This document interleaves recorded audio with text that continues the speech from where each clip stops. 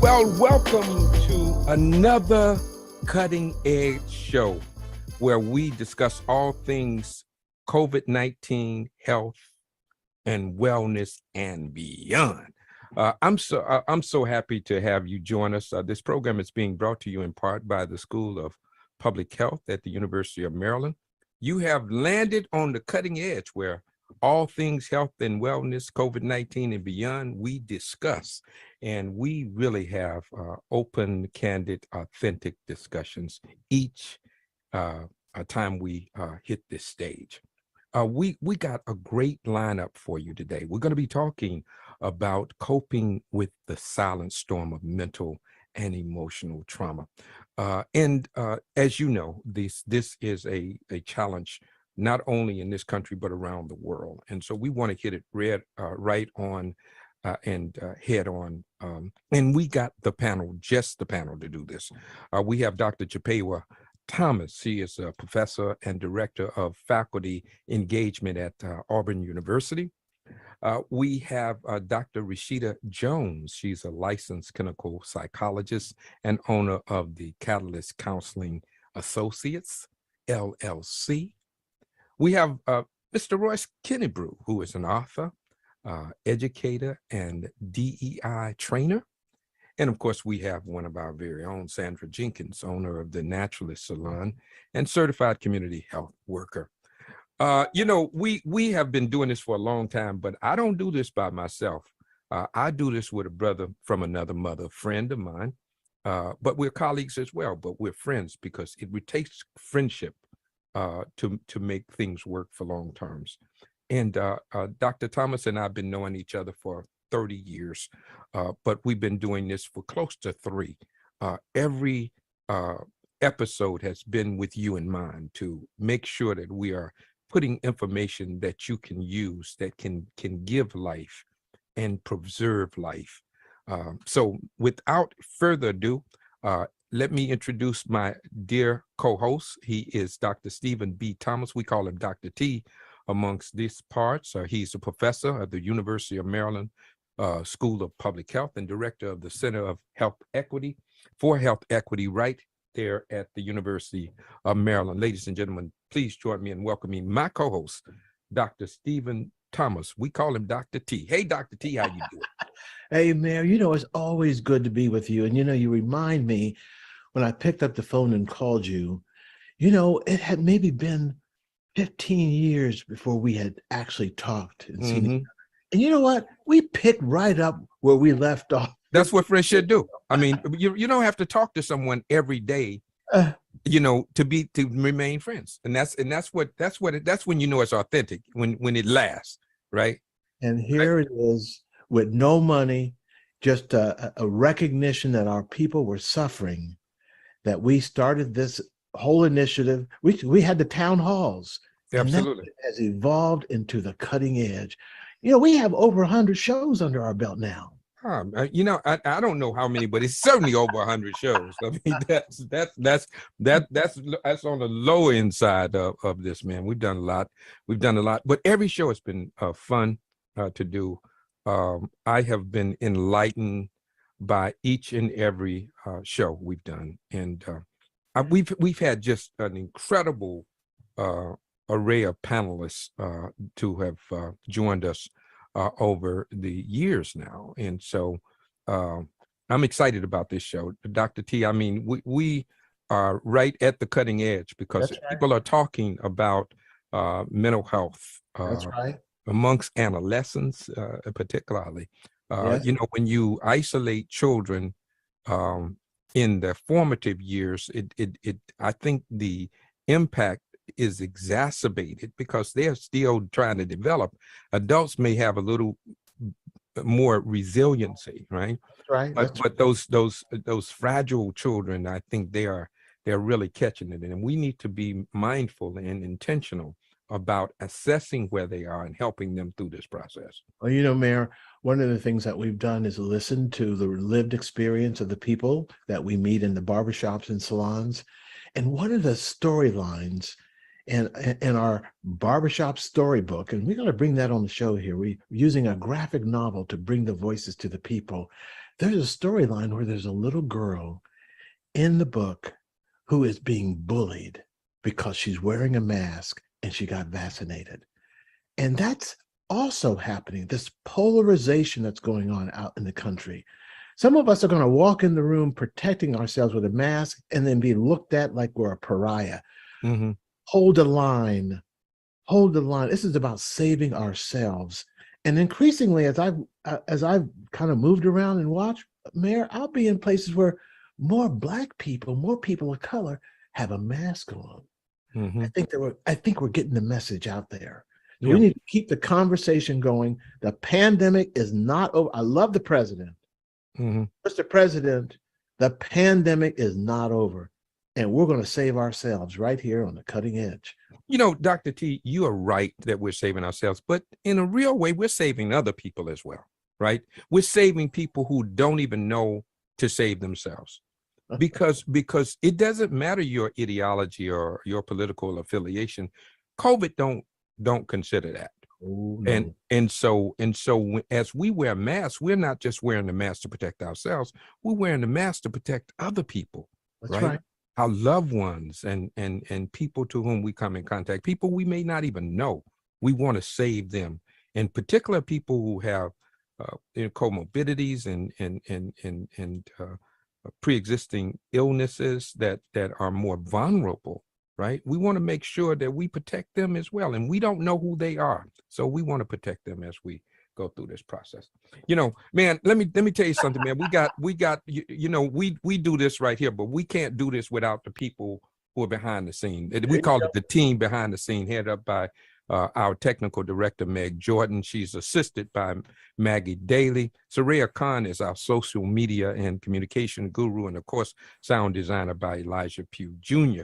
That's the people who make what you see on the cutting edge come to life. It brings it to you, and so we are so appreciative and absolutely just love our team. So you know, we got the best team ever. So we're so happy to have them. That's an original soundtrack. I see you bouncing to it. Oh man, oh absolutely, man. We you know, I can't hardly keep it. You know, it's we used to say at church. I couldn't keep it to myself. You know, I could, like Jeremiah said, like fire, right? Shut up in my bones, right? So that's that's what happens, Dr. T.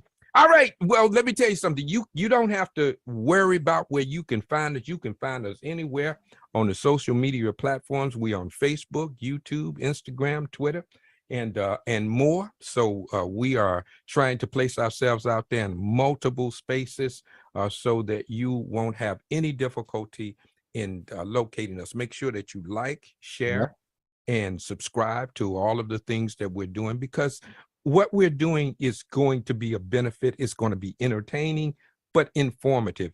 This is going to be infotainment. There we go. What we're going to have, right? Right. So we're going to really have a good time. Don't forget, you can subscribe to our newsletter. And of course, it comes out every week, even weeks when we're not on the show. We put our newsletter out. So you will always get the newsletter. And because we do it electronically, we also give you previous shows and vignettes of shows that we've had in the past. And so it's just really wonderful. It speaks to really good information about all the things that's happening, COVID-19, health and wellness and beyond. So it's just really a good publication, and that's done in-house by the team behind the scene. That's right. And you know, again, Dr. T, you know, I told you that that we had a great show lined up, right? I told you that, right? Yes. Right. And the first person I'm going to bring up, let me tell you this. I met this young lady when she was a undergrad at Tuskegee University. Her name is Dr. Chapeo Thomas. And Dr. Thomas was such a bright-eyed, just serious person back then. Okay. I had her on the You Got the Power show, man, way back then. I don't know how far back, but it was a minute. and I was so impressed with her. She's now a professor and director of the faculty engagement at the Auburn University. She's been doing her work for a long time, 20 years of progressive community counseling, education, and engagement leadership experience. She's been doing it. She's the kind of person that is a doer, right? She's very clear and she's very committed to what she does. And whatever Dr. Thomas does, it's done with the perfection of the Booker T. Washington. That Booker T. Washington said that it was about service, right? Yeah. And excellence. And so when Dr. Thomas came to Tuskegee, service and excellence got married, and they live in happily ever after. Dr. Chippewa Thomas, ladies and gentlemen, please give us some snaps as we bring. Yeah, that's how we bring you to the stage. Hey, Dr. Thomas, unmute yourself, please. Good afternoon. I'm so grateful to be here. Absolutely, we are so happy. I'm bubbling with pride because, Dr. T, sometimes you don't get an opportunity to tell people how much you love them and how proud you are of them. Yes. I absolutely adore Dr. Thomas, man, and I'm so proud of her, seeing her growth over the years, and then see where she is now, and also know that her growth is a continuous one. So, Dr. Thomas, how you doing? How things going over in Auburn University and down at Auburn? Doing very well. Career's going well. Certainly all of the engagement with the community, students, faculty, staff, alums, but more importantly, the people who are out there on the front lines doing the work. I have a very fortunate privilege to be able to be living my dream through my career. And the fact that this is 30 years, this year marks 30 years that I've been in the state of Alabama.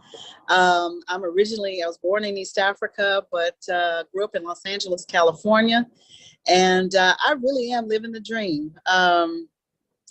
And grateful to be a part of the discussion at the cutting edge. I appreciate the invitation.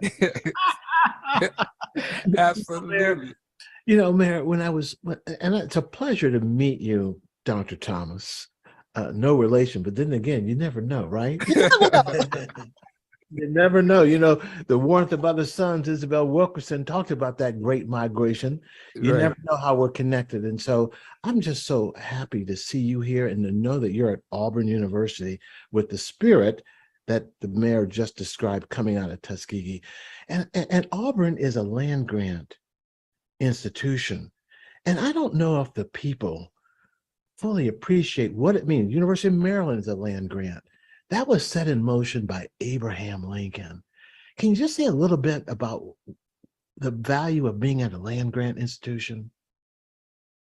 I sure can, and happy to share that. I actually taught honors course a couple of semesters ago to some undergraduate students about the land grant heritage of institutions in the United States. And I could probably go on and on about that, but Auburn is actually the oldest land grant, but it's not the only.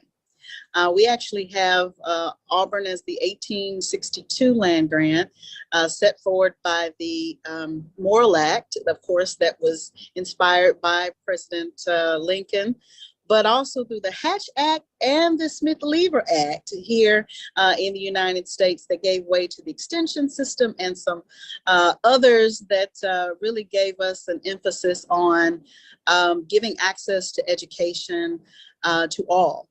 And of course, at a time in the United States when not everybody had that access, which is one of the reasons why I'm so very proud to be an alum of one of the other two land grants, an 1890 land grant, which is Tuskegee University. The other, of course, to the north of us, Alabama A&M, Agricultural and Technical State University, up in the north. But very grateful that I get to be a part of helping folks continue to have access to education at a time when education is indeed one of the great equalizers of our lives, because information enforced knowledge is power.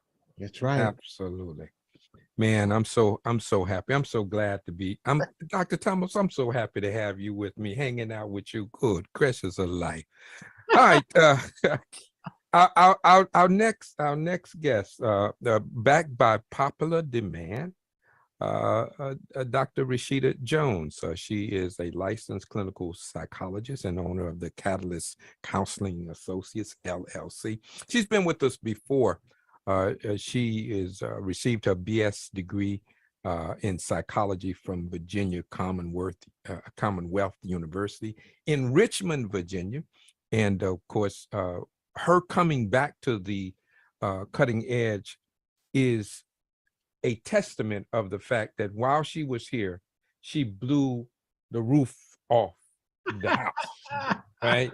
I mean, with her authentic conversation, just the way that she's able to break things down where it makes sense.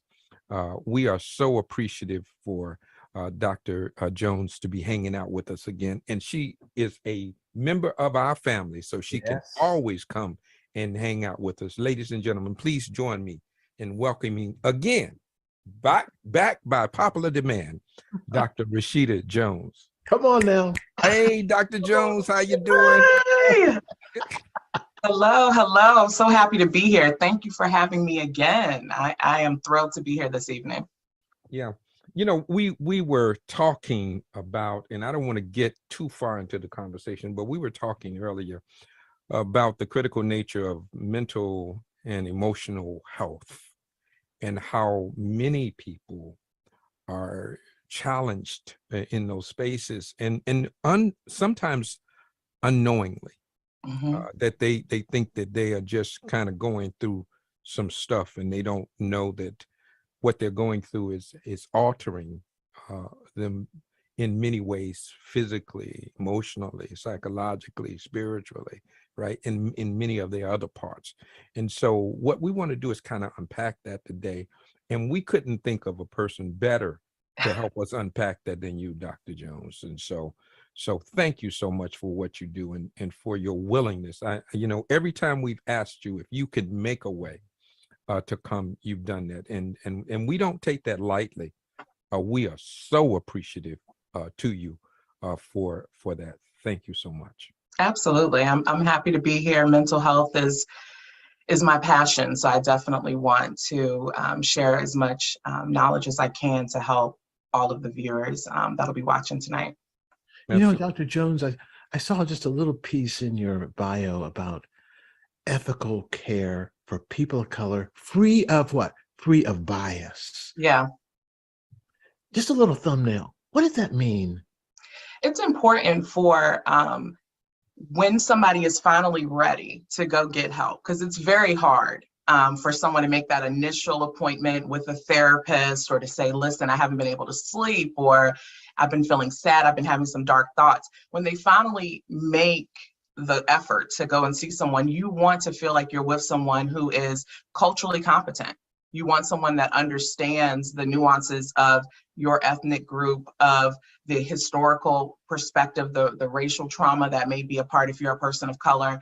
So that's what my training was about, was ensuring that clinicians, at that time I was working for a long-term care facility. So this was clinicians all across the country that were providing care to elderly patients. And you want to make sure that they're sensitive to the cultural nuances and competent and ethical in the care that they're providing. Well, I can't thank you enough, because during the pandemic, we saw how people who were elderly, people who were frail, and having people say somehow they could be sacrificed in the name of the economy, that scared me. That's why I'm so happy you're here to make sure that we value all lives. All lives, absolutely. Yeah. Thanks, Dr. Jones. So good to have you. Absolutely. Well, when speaking of backed by popular demand, this guy I tell the Dr. T, brother from another mother, he truly is that kind of brother. He He hails from Detroit, Michigan. His brother has run for Congress, and he has really honed in on the notion of training, particularly in implicit bias, and he's an educator. He was educated in elementary school. I mean, this brother is, he's a coach. I mean, he recognizes that the children are our future, right? That's right. That's right. But he's an author, man. He has a new book out, and we're going to give him an opportunity to talk about it because it speaks right to what we're talking about and how our young people are in a crisis situation, and if we are not mindful of how to help them navigate through these spaces, we can lose a lot of people. And so I'm so elated to welcome and to bring forth to the stage a dear friend and brother, my man, Royce Kennebrew. Hey, man. Come on, bring him on up. Bring him on up. Bring the brother up. Thank you. Thank you so much for having me this evening. I am really excited about the conversation that we are going to have because it is so timely, so important as you look at the tapestry of what is going on with increased violence around the country, increased domestic violence, suicide with adolescent and with adults. So this is a timely conversation. Thank you for having me. Absolutely. And we're going to talk about since I see the book back there, I say that's what you call product placement, Dr. T. my brother, ain't no shame in his game. I'm telling you. Tell us about the book we see, Doc. Well, it is, the subtitle is How Social and Emotional Learning Can Address Trauma, Decrease Violence, and Improve Struggling Schools, because young people, in my opinion, is where the rubber meets the road.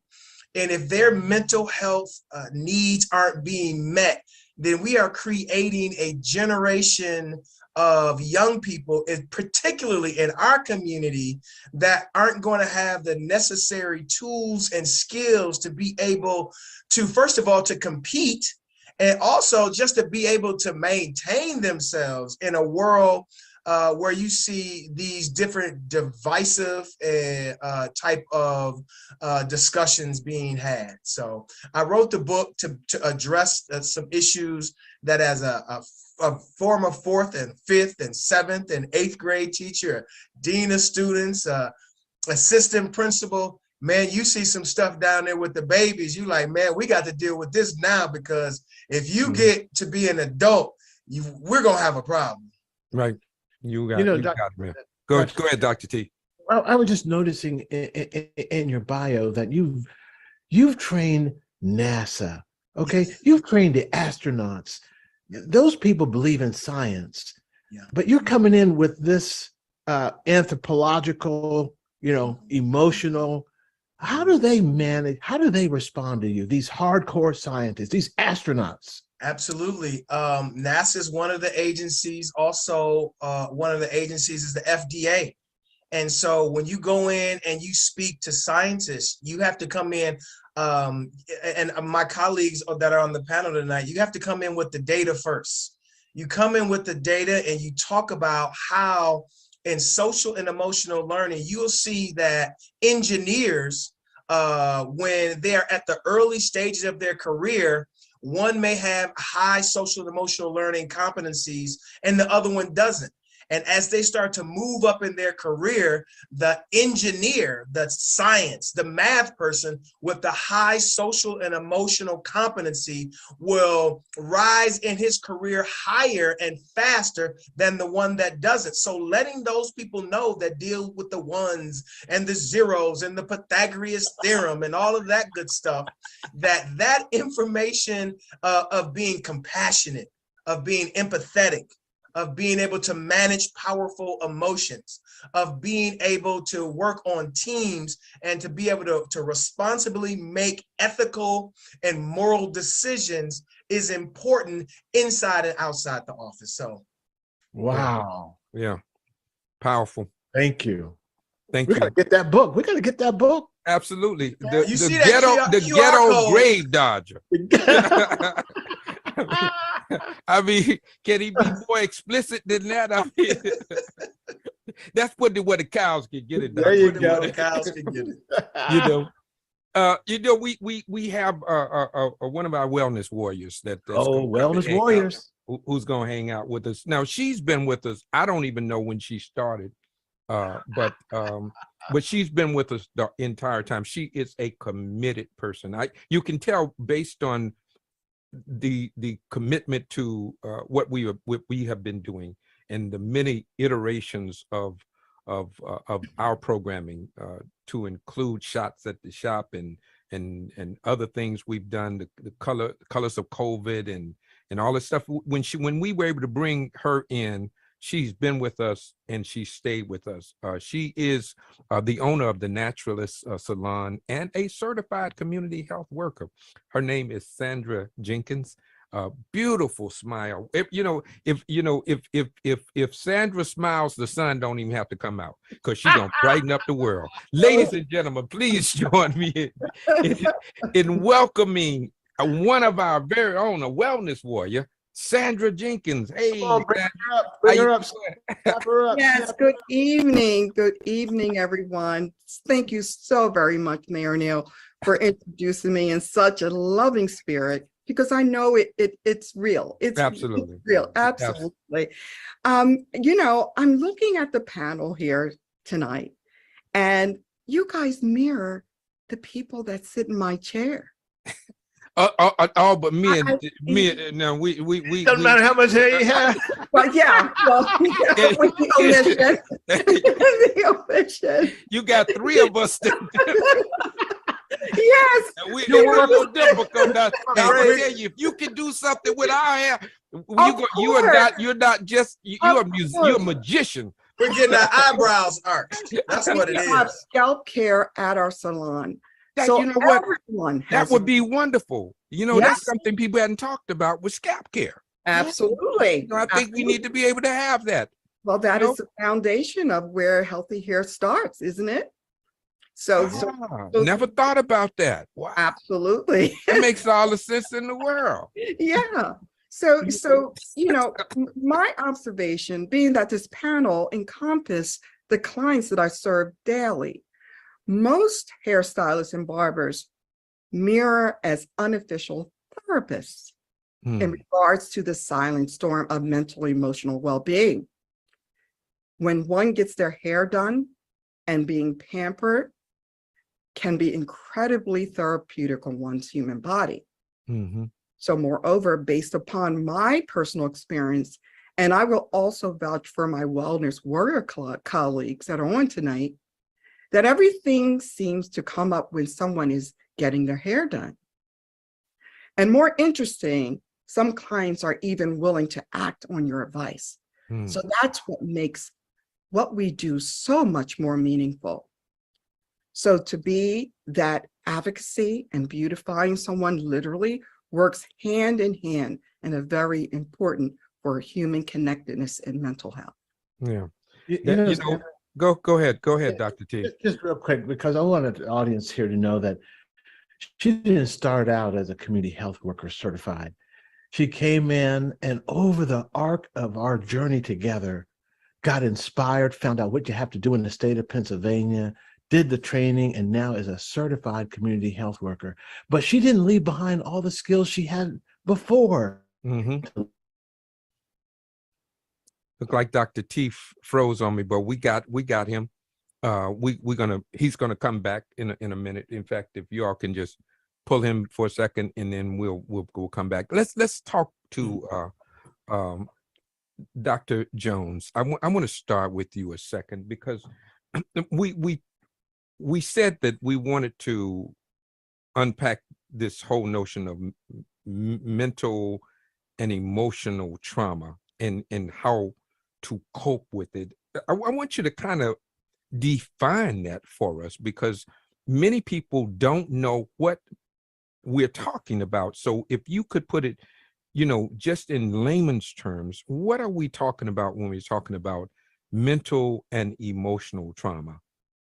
So there's a lot of types of trauma, and it's definitely good to kind of break it down at the basic level of what trauma looks like, because trauma can be something that you experience yourself. It could be some sort of verbal abuse from a parent, from a spouse.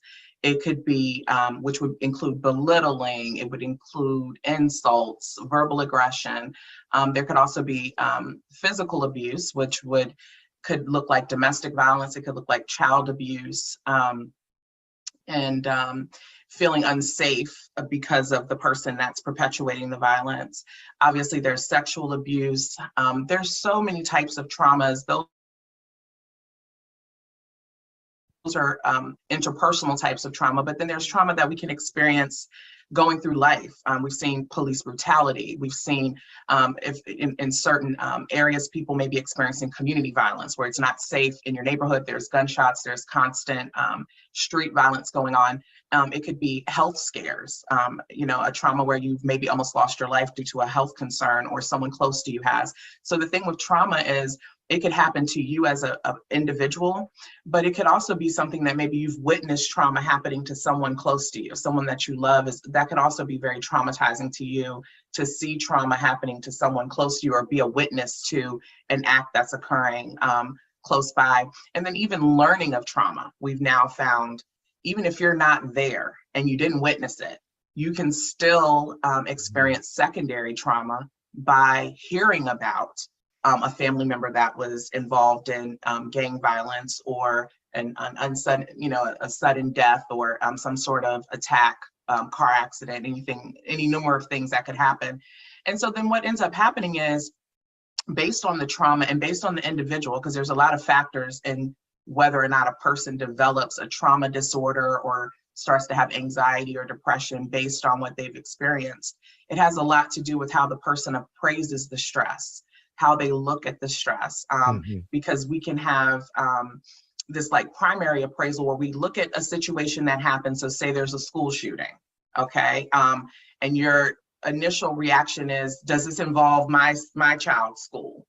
How close is this in my neighborhood? And then once you realize maybe my children are safe, then there's the secondary kind of appraisal where you're like, okay, my children are safe, but this is still very scary to have happened in my neighborhood or in my community or what have you. And so then there's the responses that our body does that we don't even realize, where we either, if we're in a dangerous situation and our body appraises that we're having a threat come against us, then we can either fight the threat, like literally if someone's trying to rob you and you're fighting to get your purse back or fighting to get free from someone that's trying to overpower you, or if it's you may flee, try to run.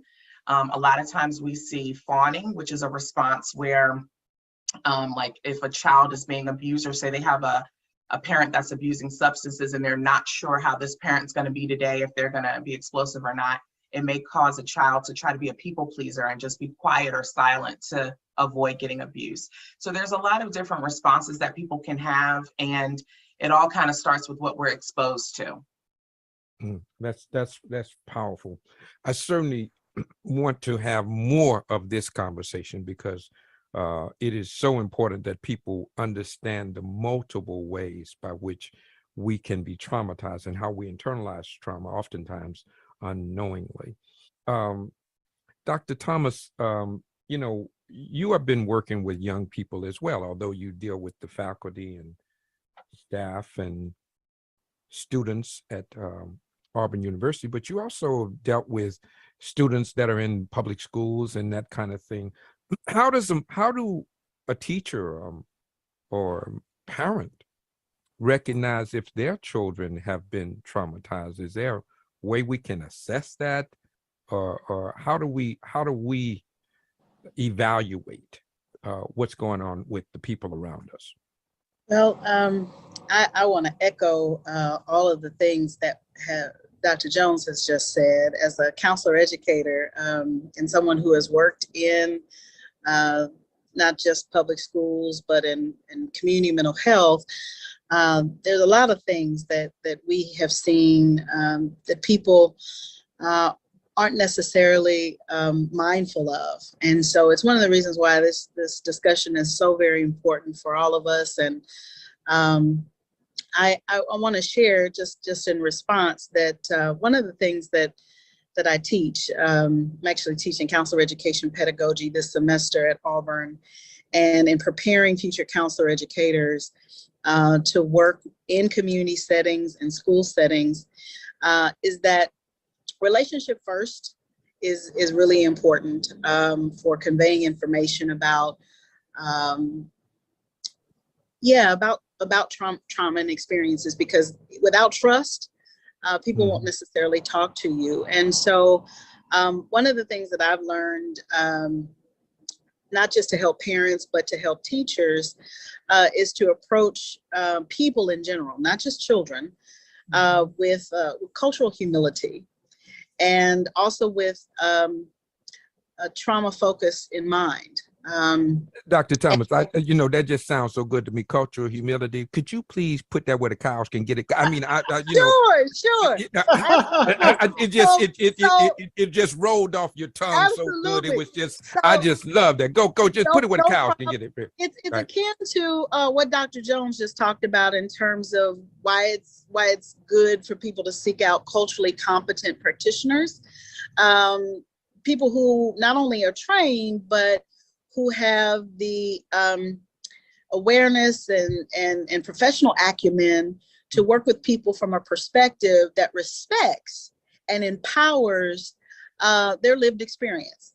And for most of us, that's from a cultural, not just a social, emotional, and psychological, but it's from a cultural perspective. And so I would even submit, with working with children, adolescents, or people at any age, adults in particular, that we should keep in mind that we're all interacting with the world, and the world is interacting with us.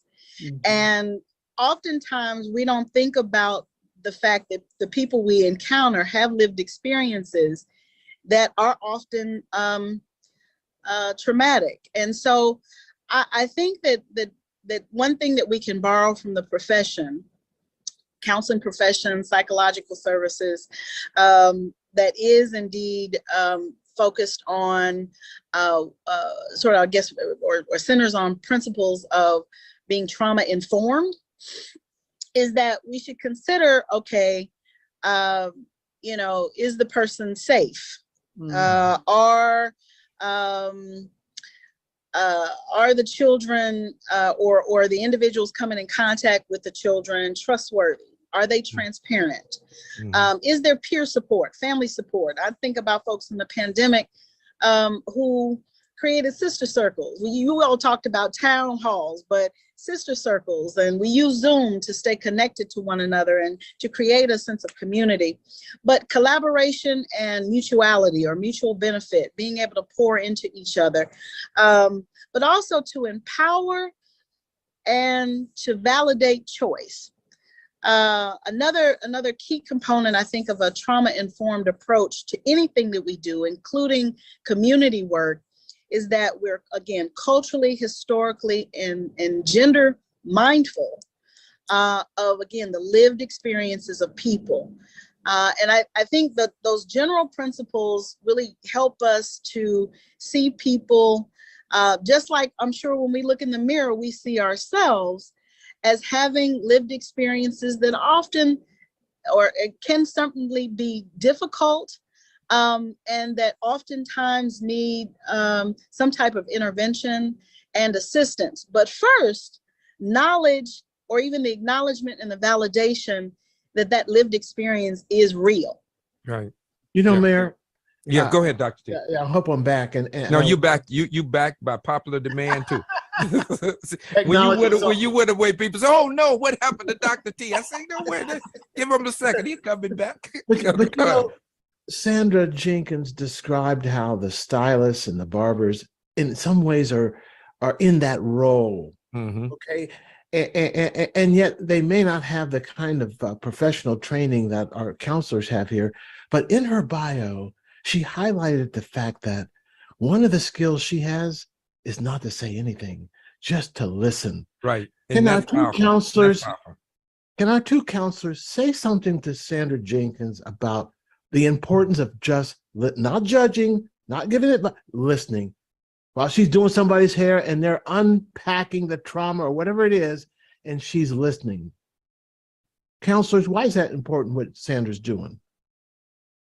Rashida, you can go first. Yeah, sure. It's important to, one of the basic tenets of therapy and counseling is that you want to be able to give the person a safe space to be able to share what they're experiencing. So part of the whole cultural competency and the rapport that you would have as a stylist with your client is that they would feel safe. They're trusting you to do their hair. It's a very relaxing kind of setting, and you're literally letting your hair down. And it's nice to have someone that could just listen, that could just listen and just hear you out, because a lot of times that's all people need is a chance to just express themselves and kind of vent and have that catharsis. So being able to have a non-judgmental space where they feel like they can confide is really key for people. And I think that's a lot of times why people don't go into therapy is because they feel like they're going to be judged. They're concerned, especially in with peoples of color. There's this sense of distrust, rightly so, with the medical system. And so being able to come through the salon space is a lot less threatening than going and making an appointment to see someone professionally that was going to give you a diagnosis and bill your insurance, and now it's on your record. And a lot of people are concerned about that kind of stigma and paper trail. So I think it's really good when you can have that, a trained stylist be able to provide that unconditional positive regard that a lot of therapists do in terms of their technique of helping their clients explore their problems. And Dr. Thomas, we learned how Sandra Jenkins now is a certified community health worker. Might there be some training that our stylists and barbers can take to get them involved in mental health first aid, or something along those lines, Dr. Thomas? Absolutely. I think that lay professionals have existed in our communities. Some of us call them, of course, paraprofessionals. But in the beauty, hair, self-care, self-preservation industry, for aestheticians or people who are massage therapists, all of them are creating or facilitating services that are incredibly intimate. And I think one of the things that, that those folks really do for us as a service, of course, that we pay for in listening, is to give us an opportunity to really just relax, honestly. And okay, quite frankly, how often in this world of work and busyness and emails and contending with our workspaces and our lives and raising our children, et cetera, et cetera, et cetera, do we ever feel truly listened to? And I think that that's just something very valuable about not only providing a service, but giving someone a space to be able to just be heard.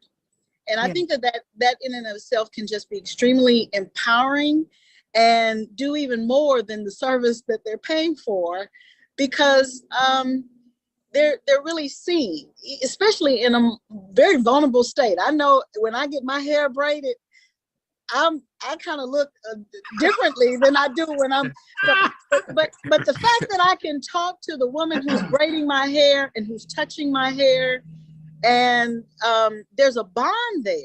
Yes. That again can be extremely therapeutic. And I think, again, very valuable for those of us who do take the time and understand how important it is to take the time to have services like that done in the care of oneself. Absolutely. You know, Royce, you know, the brothers may have a whole different dynamic, but I want all the folks here to give some snaps to Sandra Jenkins, because she has been completed her mental health first aid training. She got the certificate. That's wonderful. That's fabulous. That's good. That's good. Thank you. You know. Let me go to Russ, because I want to bring in the gender differentiation, right? Because young men are reared and orientated differently than our young ladies. They say when I was growing up, they say girls were sugar and spice and everything nice. Boys was rags and snails and puppy dog tails.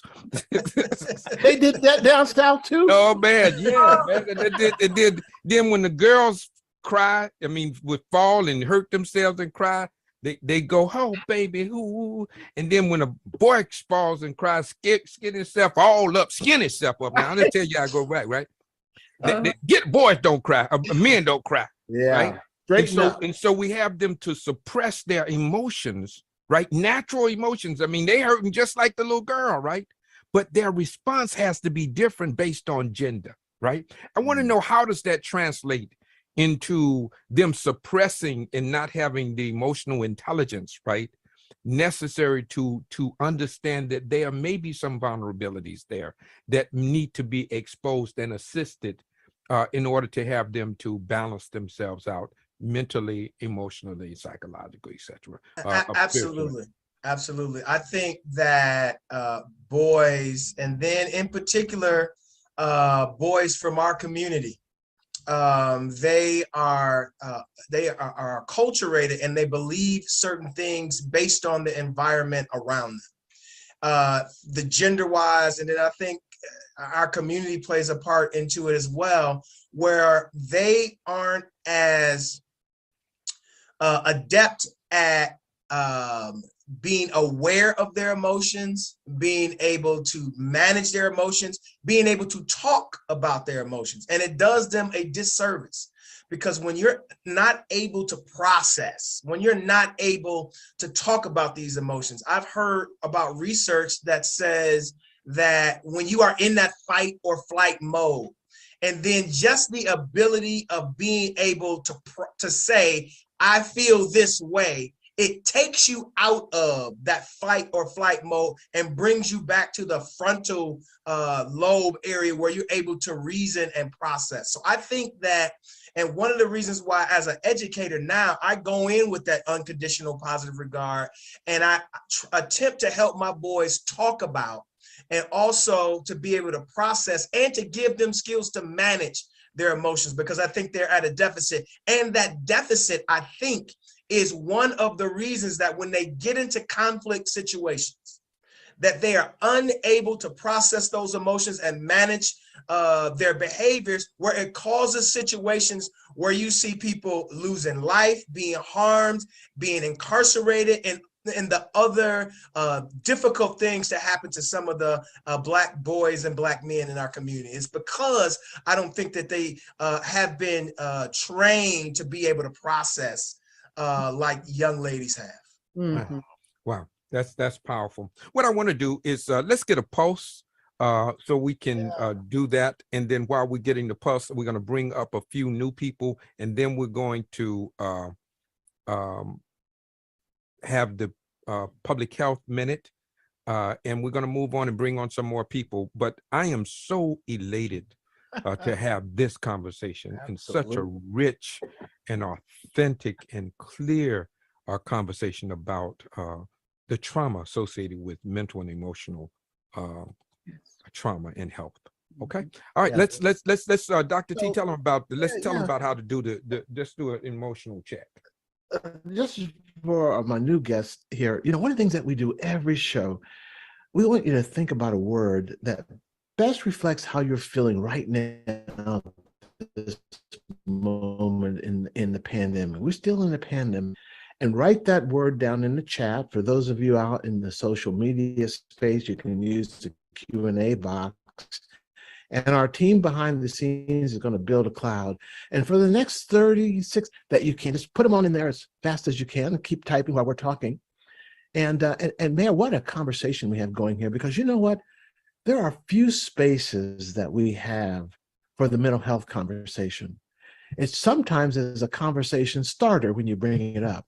Mm-hmm. And I'm wondering if one of the ways that we can have that conversation in our community is around that fight and flight, is around how do you manage stress, mm-hmm. And helping people do that emotional regulation. Yeah, I'm in an academic institution as well. And you know what, Mayor, I have seen some of my colleagues of a different hue on the job express the whole range of their emotions. I've seen them get angry. I've seen them get mad. I've seen them stomp out of a room. They still keep their job. And brothers and sisters, Don't you do that now. Don't you? that's what I'm saying. And because they can express don't think you can do that, eh, Dr. T? Don't try that. Don't try that. I learned that. But I think because they can express the whole range of their emotion on the workspace, it matters differently. And we, male or female, end up suppressing that in the workspace.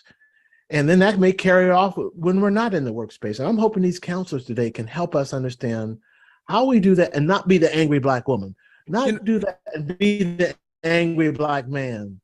All those are things we're trying to avoid in these professional and these workspaces, and whether you're wherever you're working, to get tagged and stereotyped. Keep those words coming. I know Dr. Thomas has some thoughts on that, because obviously she's doing development for staff development. That's what she does, and so there is this perception, real or otherwise, that certain people of certain ethnic groups are not given the latitude to express themselves. Even women who express themselves or are more assertive in certain areas are not looked upon favorably, where others may say that, well, that's okay for them, but not okay for you. We even talk about, I could be honest. I mean, if you had a Black president do what I've seen one of the presidents do. Don't even start. Come on now. Black folk would be telling, hey man, come on down here. Best stuff. You know what I mean? Dr. Thomas is using sign, and we understand exactly what you mean. Because let me bring up our resident gynecologist, Dr. Carol Ritter. She's Dr. Ritter has gotten more cultural competence from this show. Hey, Dr. Ritter, how you doing? I'm doing well. And they call me a bully in the OR when I ask for something, but for a man, they call it authoritative. So no, Right. I totally get that. Yeah. I mean, it's like different, but I want to, this has been wonderful. I've been thinking about the children when it comes to mental health, because my medical assistant got called from her school this week and had to leave the office because her son had such severe neck pain that he couldn't hold his head up straight. I mean, this is a son I've talked to you about this 12-year-old before, who wrote me a very sweet letter when he saw that I was upset in the office. So she left and she went, and then he's one of these people pleasers, that you were talking about, Dr. Thomas. He's a gentle soul, and this torticollis is really what it is. It's a reaction to stress. It's a physical reaction to stress. She took him to the doctor. She took him to patient first, and they were like, "Oh, just give him some heat and some ibuprofen, and he'll be fine." But really, the underlying problem is emotional stress. His grandmother's dying, and it's a pandemic, and he's got a lot of stress. And I just want to also mention that the U.S. Preventive Health Task Service recently came out in October and said that we should evaluate children for anxiety. But this data is lagging, because this data that they came out with was from 2018 and 2019. It wasn't even now. So you're on the cutting edge here at the barbershops and the stylist shops. You're on the cutting edge of what's happening with mental health now, not what's happening with evidence-based medicine that's published years later.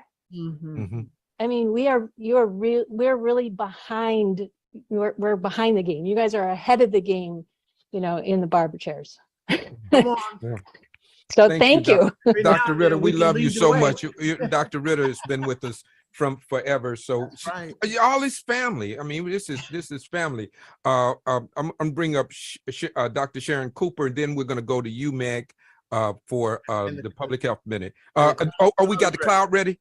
Yeah, We got the bring cloud it. ready. Yeah, there we go. Let's do the cloud, and then we're going to bring up Dr. Cooper, and then we're going to go to Meg. Look All right. at there.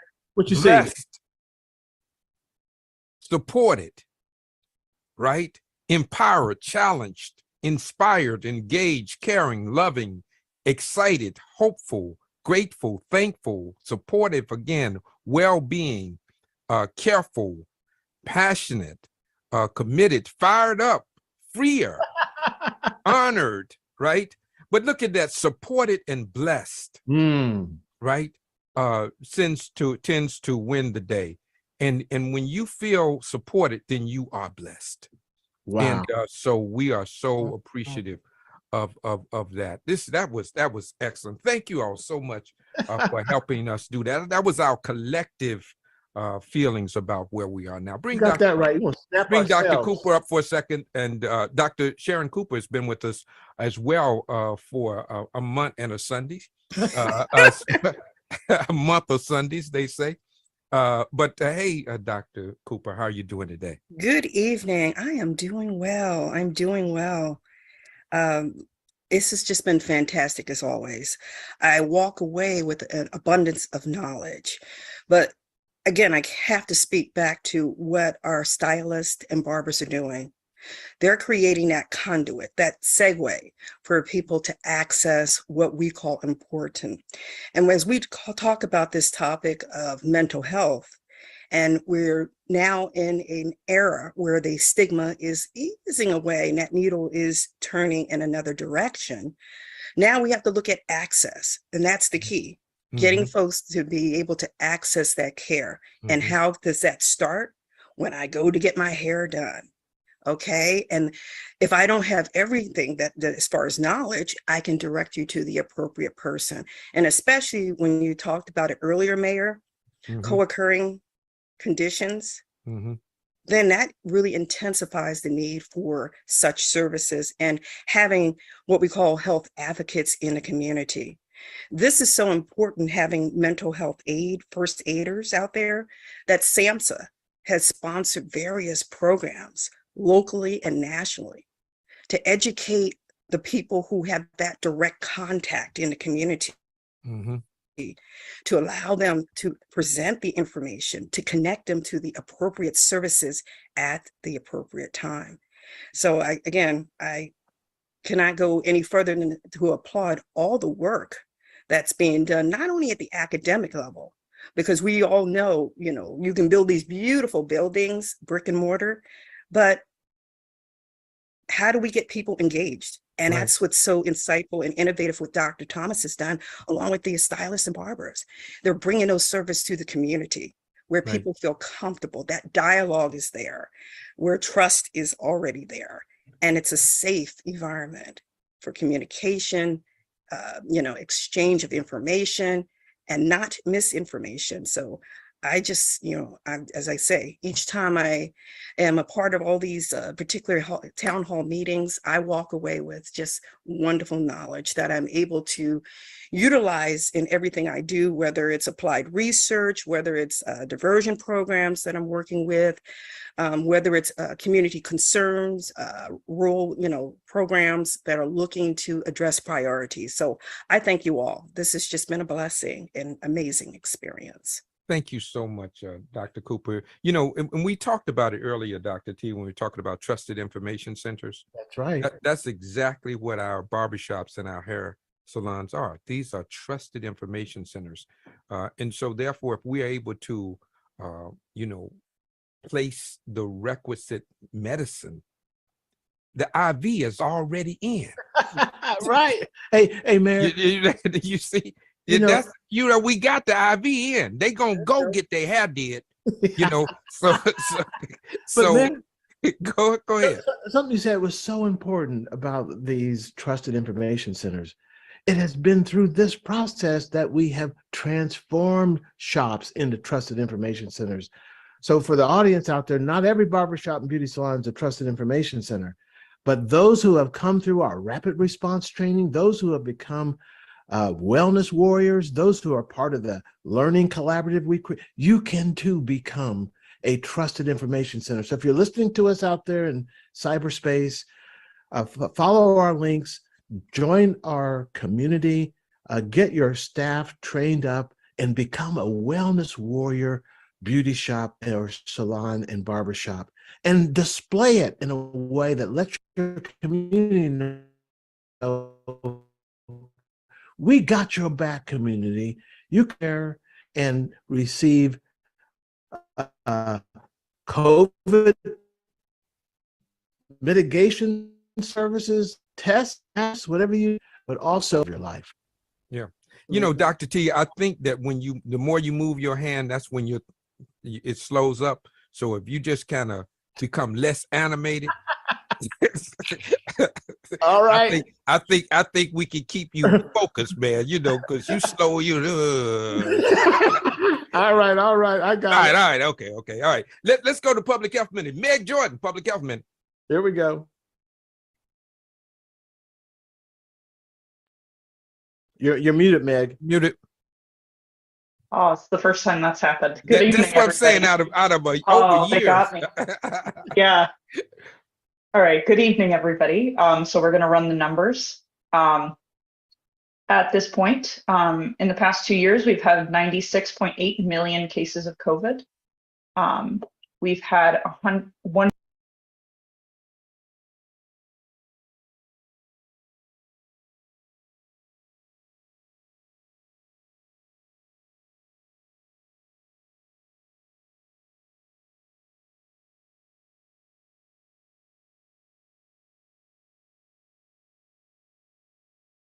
Your Johnson & Johnson. And then 110 million Americans have gotten their first booster.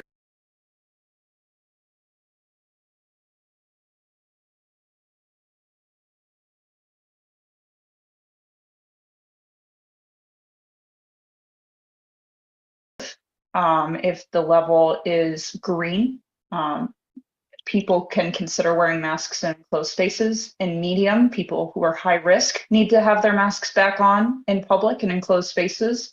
And if your community is at high risk, everyone should have their masks back on. And please consider wearing respiratory protection. That's your N95s and your KN95s. Next, please, Maggie.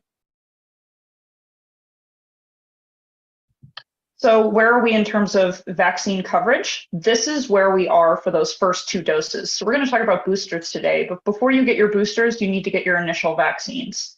So if you look at the Northern West and the Midwest, we are unfortunately lagging a little bit behind. It looks like the Northeast has a lot more coverage than in the South and the West. Also, Puerto Rico is doing a great job as well. So next, please, Maggie. So let's talk about boosters. When we talk about the COVID-19 race to the vaccine finish, you can, depending on your age, you can get up to 4 shots or 2 shots if you do a 2-shot regimen, and then 2 boosters. Next, please, Maggie. So where are we? 20.1% of the US has not even started to get vaccinated at all. 79.9% of the US has gotten 1 shot. But if you notice, not everybody got their second. So about 11 did not get a second shot. So 68.1 is considered fully vaccinated. Of those people, half have gotten a booster, that second booster. Sorry, it says second shot. Or sorry, 49% of second shot. So half the people who got their vaccines have gotten their first booster. And then only 40% of people 50 plus have gotten that second booster. We're coming into the winter, so that's why these boosters are really going to be important again. Next, please, Maggie. Because what we're seeing from Europe is that there's already another wave. And so we are anticipating another wave in the US of COVID. That'll be wave 8. So what we're going to talk about are the updated boosters. These are made specifically to address Omicron and Delta. So they're responding to the fact that the COVID disease is changing, right? Please go get your second booster, this new bivalent booster. It keeps your immune system updated to the disease that's going around now, because the diseases that are going around now are all types of Omicron. It can take a few weeks to get and build immunity after you get your second shot. So get your booster before Halloween so that you are ready for Thanksgiving, you are ready for Christmas, you are ready for New Year's, because wave 8 is coming. If you are 5 and up, you get the booster. You can get the booster. They no longer really give out the original, what we call the original boosters. So when you go get a booster now, it's going to be called the bivalent. So I wanted to just show you what the portal looks like in a lot of private vaccine appointments. So literally Google, get a COVID-19 booster, CVS, Walgreens, Rite Aid, whatever is available locally. You are going to have to put in your health insurance, your name, everything like that. But when you come to this screen, what you're going to click, next please, Maggie, is the booster. They call it 4 different things, which is very annoying, which is why I brought this to your attention. So if you go to CVS, they call it your bivalent booster dose. If you go to Rite Aid, they call it an updated COVID-19 booster. If you go to the government website, they call them the updated vaccines. And if you go to Walgreens, they call them the COVID-19 additional dose or booster. So any of those wordings are the booster. Just pick carefully when you're going through. If you have questions, please call before you make an appointment and make sure that you're getting a booster dose when you get there. Also, please get your flu shot. You can get them at the same time. So that is our COVID-19 minute. We are boosting the booster. Absolutely. Thank Thank you you so so very much, man. Wow. And, absolutely wonderful. That's and it's about information you can use, and so we try to bring you really practical things that you can do. We got some of our regulars out there in the space. Let me go and see if I can bring on a couple of people. Introduce you all to our family, and we really call it family. Attorney James, I'm going to bring you up just to say hello. Because I want to bring up everybody, but let me bring up a couple of people. Katrina, I want to see if you can become camera ready. Bring Katrina Randolph up. Want to say hello to Michelle Lamb. Hey, Michelle Lamb. Ohio. Shout out. Cincinnati. I want to shout out to her as well. So everybody, if you can bring your cameras up, I know that you're ready to hang out with us. Hey, how you doing, Katrina Randolph? They call her the short hair queen. How are you doing? I am great. I'm enjoying this conversation. As Ms. Sharon said, always, we take home some great information every night. And it's amazing that we're having this conversation, because sitting here listening, I was thinking about how often my clients are really starting to expose, what they're feeling as far as their mental health is concerned, especially since the pandemic. A lot of people are talking more freely about their mental health, and especially in the chair. And what I like most about it, they're coming where they trust. They're coming to their stylists and barbers and really having a conversation with us about what they're experiencing. And we're able to give them sound advice. They're not even going to the medical professional first. They coming straight to us because they know it is a place where we care. It's a place where they can get sound advice, although we're not the medical professionals, but I can appreciate them coming to us and really expressing what they really feel. It says a lot about how they feel about us as their stylists and barbers. So I'm forever grateful to be on this call tonight and sharing this conversation, because now I can take some new information back to those clients when they expose what they're feeling, spiritually, mentally, psychologically. And I was just talking to a client today, and one of the things that I said to her, I said, well, let me say this to you. Before you go see the medical professional, I want you to take a 30-day sabbatical, and I want you to really tap into your emotions, your mental health and your physical health. I said, and take note. So when you go to the medical professional, you can be open and you can be honest to be able to share what you're really feeling in order to get the help that you need. So once again, I'm forever grateful. This is a great topic behind the chair right now. Absolutely. People are seeking that help. Yeah. Well, I'm gonna tell you Thank one you for thing. having me. We trust our stylists and our barbers. I promise you that. You have our life in your hands. You I'm got telling that. you. Absolutely. Let me just say hello to Attorney Crystal James. She said she just wanted to come and just kind of sit in and just kind of observe, but I'm not gonna let you do that. You got Booker T behind you. He'd be mad with me. How you doing, Attorney James? I am awesome. Greetings and salutations to everyone. I really want to listen on this amazing topic and to give a shameless plug and shout out to Dr. Thomas, who's going to be our featured speaker for our scholarship convocation this weekend. And because I'm going to have to miss it, I want to come and give us some love and make sure everybody know and that they come if they're in town and tune into the YouTube, because she's going to bless the institution, as she's not only a former graduate, she's a former Miss Tuskegee, and she's going to come back and talk about scholarship and service with our scholarship recipients this weekend. So just wanted to shout her out and show her some love since I can't be there. And it's always a pleasure to be amongst family. I'm just gonna call y'all family. Absolutely. And I thought I was just gonna listen. I didn't really mean to come in on this side, but I'm happy that I'm here. Absolutely. So good to have you. You're doing a great job at Tuskegee University. She heads up all of the COVID efforts at Tuskegee University. So she's very important to the topic that we're discussing regularly. Thank you so much, Attorney Crystal James, Tuskegee University. I'd love to say that. That's just cool. Mayor, you talk about family as people come up, and I want our guests to know, sometimes today we got an email, a text from Dorothy Reynolds out there in Pine Bluffs, Arkansas. Hey, Dr. T, I got a funeral I'm going to, I may be late. Look at her here. And my point is, that's how they feel about these Thursday nights. Hey, Dorothy, I'm so glad you were able to make it. You got to unmute yourself, Dorothy. You got to unmute yourself. Unmute yourself. Yeah, she knows. She's a pro at there this. She go. Good evening, everyone. Good evening. How you doing? In I'm Pine doing Bluff, pretty good. Pine Bluff, Arkansas. You have to make sure you say that, Dr. T. Don't You get her right. confused. I'm Dorothy Reynolds from Pine Bluff, Arkansas. UAPB, University of Arkansas, AM and N if you're old school. So what's going on down there? Just kind of give us a snippets of what's happening down in Arkansas, and what's your thoughts about the Well, conversation? our chancellor who grew up on the campus, because his father was the chancellor for over 70 years, our ex-chancellor passed on this past Saturday. And he was able to be the grand marshal in the homecoming parade.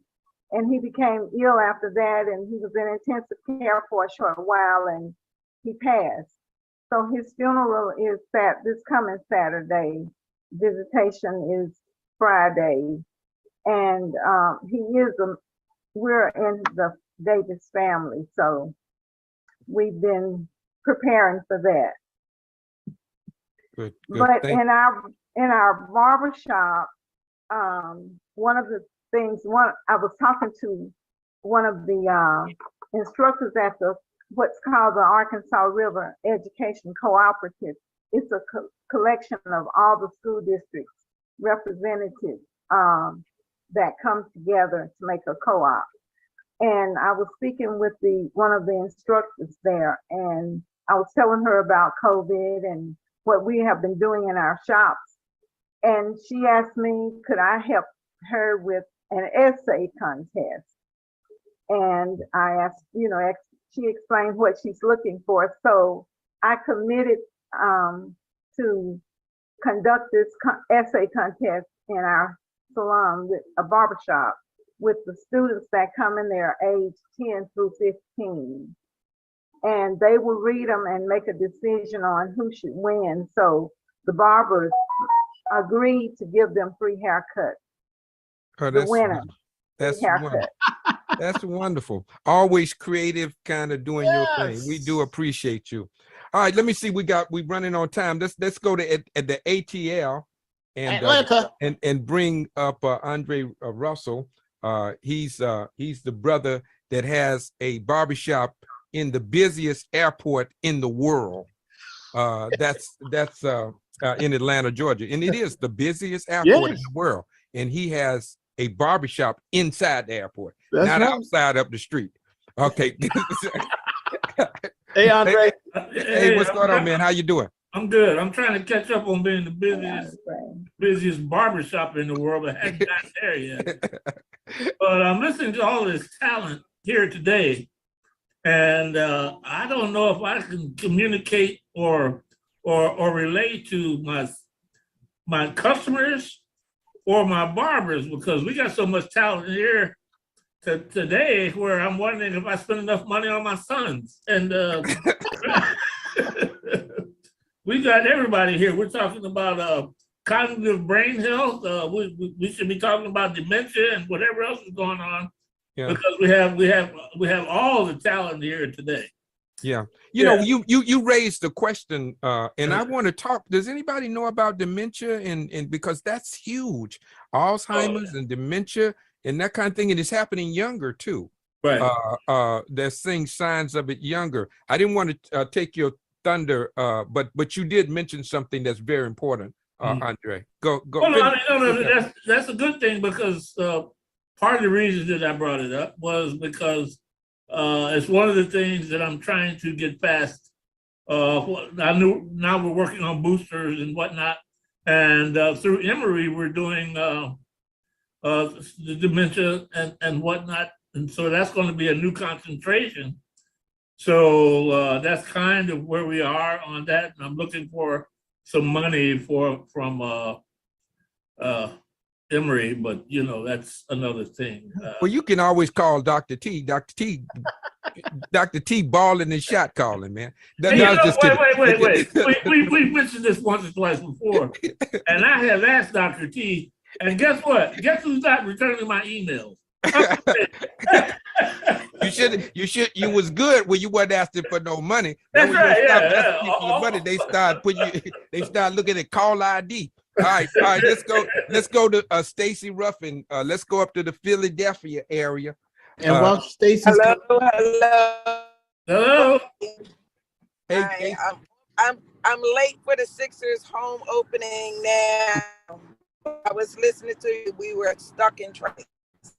So you in traffic? You're on your way to the Sixers home opening because you got courtside seats. Right next to the players. I do, but I know I'm almost there because we were stuck in traffic. But when you were talking about dementia and Alzheimer's and things like that, I'm so glad you brought that up, because at my wellness center that I opened, that's what I teach the seniors that I teach now about reading papers, doing things like that, because dementia is the loss of cells in the brain, and they have no answer for it. So at my wellness center, I teach them to do current things, because they have no answer for it. They don't know when it's coming. And these are things I teach them about: memory, about doing an exercise, working out and doing an exercise, because they have no clue about where it's coming from. Like my dad was 97 and he didn't have Alzheimer's or dementia. I have a client that did, he has all her, no dementia, no Alzheimer's or anything. And so that's something that we, that's great to just, for any seniors and anybody over 50, I say. It's good to work on everyday memory, so and I've been doing that, but I wanted to throw in about the mental illness. We were discussing, I just came back from Turks and Caicos 2 days, a group of women, I was so proud to be with them. It was 22 women. Every last one of us were millionaires and Black. And it was and mental illness was the number one thing we were discussing. So it's real. And it's a real thing where people, they own trucking companies. These ladies own Phoenix Suites. They own so many things, and they were all, I was the only one from Philly, but they were all from New York, California, all over. But mental illness was the number one thing we were talking about. And they were saying about society. So these are things I'm glad y'all was talking about. I'm sorry because I'm about to get out the car. But Yeah, I listened go to the go whole ahead, go Yeah. Sixers, go Sixers. Yes. Yeah, we love you, That's my we love you, husband, Stacey. Sixer. Boy, I'm Okay, telling you. I want to say bye to everybody in the Eagles are 6-0. That's all I wanted to say today. And Yeah, well, you know, you got Alabama, you got Alabama's quarterback, so that's the only reason why y'all winning. All right, let's hold up, Dr. T. You know, we got to rush this. We got 10 minutes, right? Now, Dr. Jones, you and Dr. Thomas, and I want to bring in Mr. Kennebrew and Sharon. We need Sandra. We need to bring you in now. Let's talk a little bit about what's happening with Alzheimer's and dementia. Can I add? Hold up! No. We don't have time. I'm trying to get this through at this juncture. Andre, put it in the text. Put it in text, and I'll try to get to it. But I really need to stop and do this. There's so many people who are experiencing this, the trauma of even caring for people. Yes, care with Alzheimer's and dementia. It's also an issue that we don't talk about. I want y'all to help to unpack that and kind of help me with that. We don't have but 9 minutes. Go ahead. Who you calling on, Omar? I'll call with Dr. Jones and then Dr. Thomas. Okay. Yeah, I'm happy to jump in on this topic because I have spent quite a bit of time doing geropsych, working with elderly patients in long-term care facilities. And that was definitely the primary place where I treated patients that had dementia. And the thing about it, the previous speaker was right, Stacey, about once you've been diagnosed, it's very difficult to kind of reverse that. They do have medications that can help stop the progression of the dementia. But dementia is basically a broad category for a neurocognitive disorder involving a loss of your cognitive abilities. So it could range from your memories may not be clear. It can also sometimes affect your behavior. So you may have elderly persons, and not all of them are elderly because dementia can be caused by different illnesses like Parkinson's disease, also alcohol-related dementia, HIV untreated can cause dementia. So there's various causes for dementia, but sometimes you'll have persons that not only aren't aware of short-term memory, so they don't remember who they're talking to or what today's date is, or a lot of times I'll be asking questions about who's the president. They may remember some historical things from their childhood and may have memories there, but the current day-to-day events they're not aware of. So it's this loss of awareness. A lot of them are not able to take care of their activities of daily living, and so then they require a caregiver. And of course, the ones that I was treating, a lot of times their needs were beyond what a caregiver could provide, and so they would end up at a long-term care facility where you would have the CNAs and treatment team working. But it's a variety of, so not every person that has dementia has behavioral disturbances, but there are some where people will have what they call sundowning symptoms, where as soon as the sun kind of sets, that's when they get activated and start wandering and staying up late. So it can be very taxing on the family members that are trying to care for an elderly member that has dementia, because a lot of times they need constant supervision so that they don't hurt themselves. Wow. Yeah. Dr. Thomas, you want to chime in on that, and we're gonna end up with we're gonna go to you, Sandra, to kind of talk from the vantage point of the wellness warriors and what this means in terms of the knowledge that you all are getting and how to be able to transfer this knowledge to. And we're gonna let you have the last word, Royce, today. Okay, go ahead, Dr. Thomas. I just simply want to come from a personal place. Actually, the reason why I'm sitting in my vehicle right now is because I'm a caregiver for my 71-year-old mother who has mild or early signs of dementia. Wow. And I want to just simply speak to the importance of our community having this conversation, because there are a lot of people suffering in silence. And this is actually something that I'm struggling with personally, that I'm actually, even though I'm a professor, you know, I'm a counselor by discipline and training, I'm actually having to seek counseling services and talk to social workers and healthcare professionals and doctors, a part of a interdisciplinary team to help my mom. And I also am responsible for my father, who is 84, who lives in Mississippi. So my mom's in Georgia, my dad's in Mississippi, I'm in Alabama, and I'm their primary, as their daughter, the person who manages their care. And so from a mental health perspective, just coming out of the pandemic, I would be remiss if I didn't just simply say, because there are a lot of people suffering out there, it's really important to have conversations like this one that shares information with people who could be contending with this, but even the caregivers themselves, just to advocate for them to receive care as well, and to seek out the services that they need, because that lived experience of caring for another that you love as they decline and diminish is just hard work. And so again, I'd be remiss if I didn't say in this space how important it is for us to also support caregivers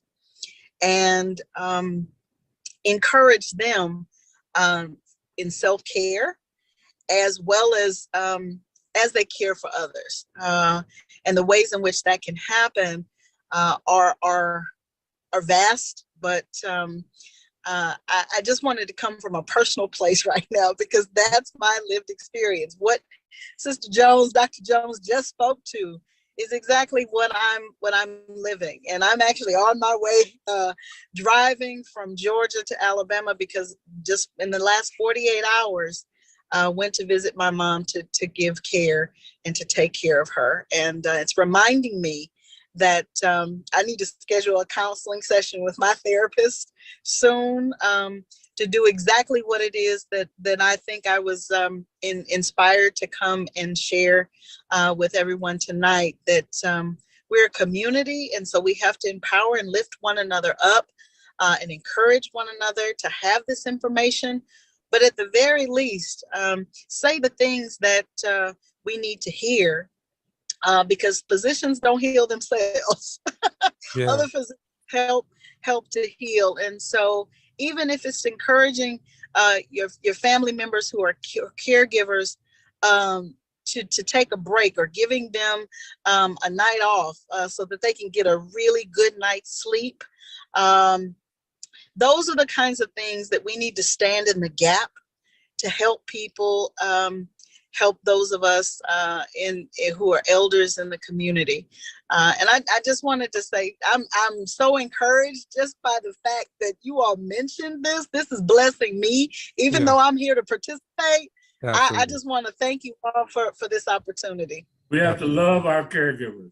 Absolutely. Absolutely. All right, Sandra, you know, we got 2 minutes now, but I want you to, because let me thank the stylists and the barbers, because, you know, when you think about it, you all are kind of all things to all people, right?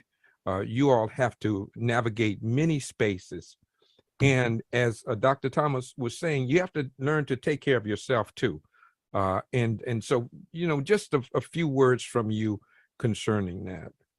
Yeah, I would like to express that at the end of the day, I feel all people want to engage with someone who beautifies many people on a given day.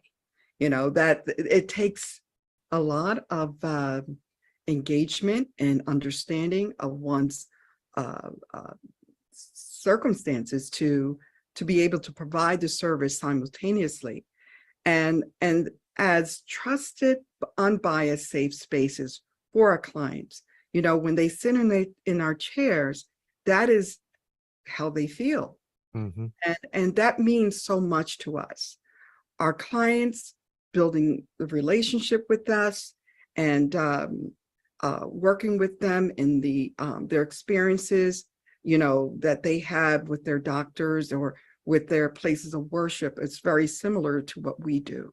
Absolutely. We're there to provide a service and to make someone feel good about themselves.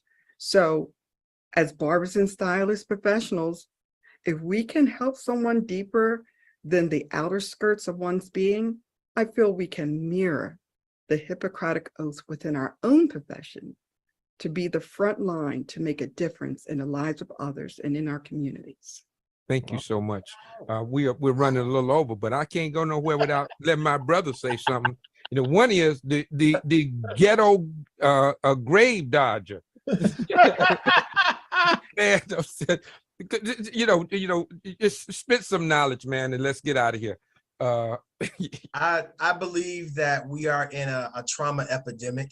I think that the pandemic has caused it. A lot of the maladies that we see with the violence with around the country and some of the issues that we're having is because of trauma. So the trauma-informed care, you can determine, the anxiety, depression, sadness, sleep issues, the pain that people have talked about in the neck, the back, the stomach.